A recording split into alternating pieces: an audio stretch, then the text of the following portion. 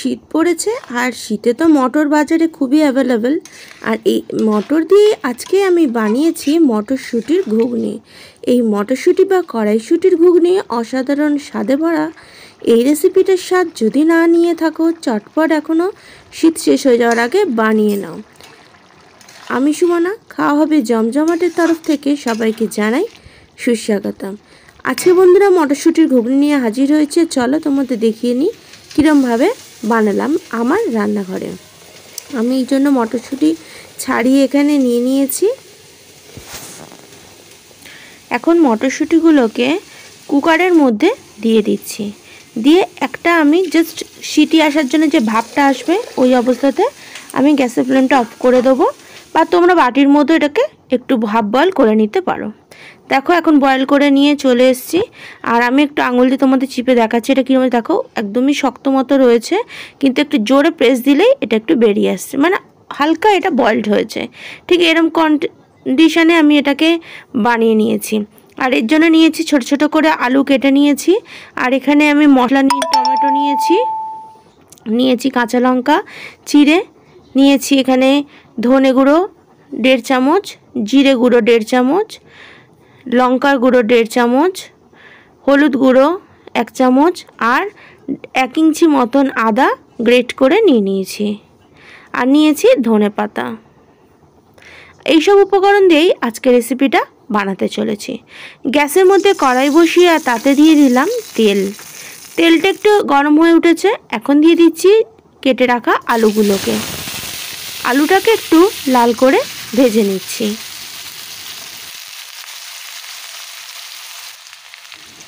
আলুটা ভাজা হয়ে এসছে। এখন এতে দিচ্ছি হাফ ভাজা হতে নুন। আর নুনটা দিয়ে ভাজলে আলুটা বেশ সফট হয়ে যাবে আর ভিতরটাও বেশ নুন হয়ে যাবে, আলুটা খেতে ভালো লাগবে। আলুটা এখন লাল হয়ে গেছে আর এটাকে এখন আমি তুলে নেব। এর থেকে বেশি আমি আর ভাজবো না, এটাকে এখন তুলে নিচ্ছি।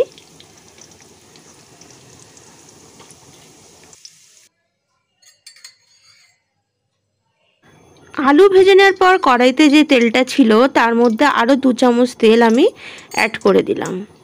তার মধ্যে ফোড়নে দিয়ে দিচ্ছি একটা শুকনো লঙ্কা, দিচ্ছি হাফ ইঞ্চি মতন গোটা দারচিনি, একটা ছোট তেজপাতা, একটা এলাচ ফাটিয়ে নিয়েছি, আর কাঁচা লঙ্কা 2খানা চিড়ে নিয়েছি। আর দিয়ে দিচ্ছি হাফ চামচ মতন গোটা জিরে। এখন ফোড়নটা একটু ভেজে নিচ্ছি। গ্যাসের ফ্লেমটা লো রেখেই ভাজছি। আর এই রকম এলাচ দারচিনি থেকে যখন একটা সুন্দর গন্ধ আসবে ততক্ষণ পর্যন্ত আমি ফোড়নটাকে একটু ভেজে নেব।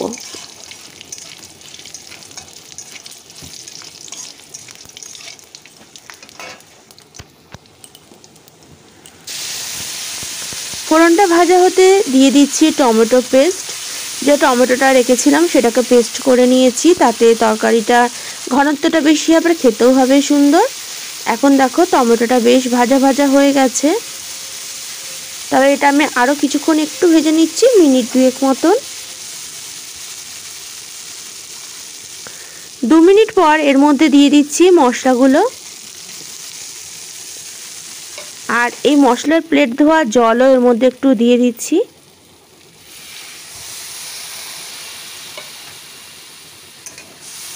এখন এটা নাড়াচাড়া করে সুন্দর করে মিশিয়ে নিচ্ছি।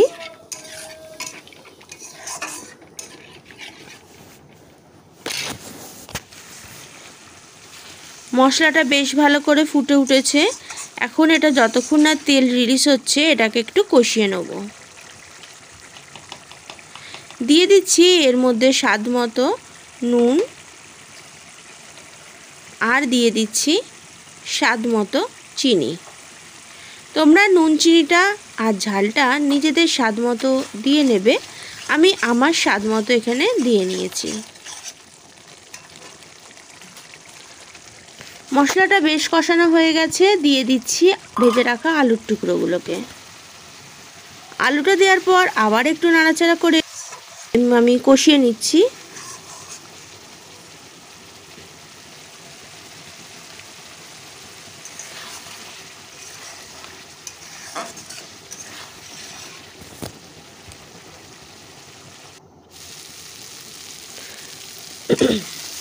এখন সুন্দরভাবে তেল রিলিজ হওয়া শুরু হয়ে গেছে, মানে মশলাটা আমার অনেকটাই কষানো হয়ে গেছে, প্রায় আমার 80% কষানো কমপ্লিট। এখন দিয়ে দেবো মটরশুঁটিগুলোকে। বাকি 20% মটরশুঁটি দেওয়ার পর আমি এটাকে কষিয়ে নেব।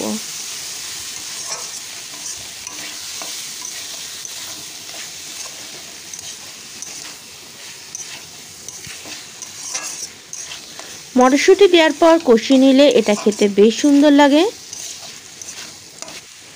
এখন কষানো হওয়ার সময় এর মধ্যে দিয়ে দিচ্ছি 1/2 চামচ ভাজা মশলার গুঁড়ো, যেটা আমার চ্যানেলে আগেই দেয়া আছে, আমি ডেসক্রিপশন বক্সে লিংক শেয়ার করে দেবো। এই মশলাটা দিলে যে কোনো তরকারির স্বাদ খুবই অপূর্ব হয়। সেই মশলাটা আমি দিয়ে দিলাম, আর এখন বেশ ভালো করে আরও কিছুক্ষণ কষিয়ে নিচ্ছি। যতক্ষণ মশলাটা কষানো হচ্ছে কড়াইশুঁটি আলুর সাথে, ততক্ষণ আমার চ্যানেলটা আজকে তুমি যদি নতুন দেখছো, অবশ্যই চ্যানেলটিকে সাবস্ক্রাইব করে নিয়ে পাশে থাকা বেল আইকনটিতে ক্লিক করে দিও, যখন যে রেসিপি আপলোড করব তার নোটিফিকেশান সবার আগে পাওয়ার জন্য। এখানে দিয়ে দিয়েছি 1 কাপ মতন গরম জল। খুব বেশি জল আমি এখানে ইউজ করব না, কারণ এই তরকারিটা একটু মাখো মাখো বানাবো। যদি তোমরা একটু ঝোল রাখতে চাও তাহলে জলের পরিমাণটা একটু বাড়িয়ে দিও।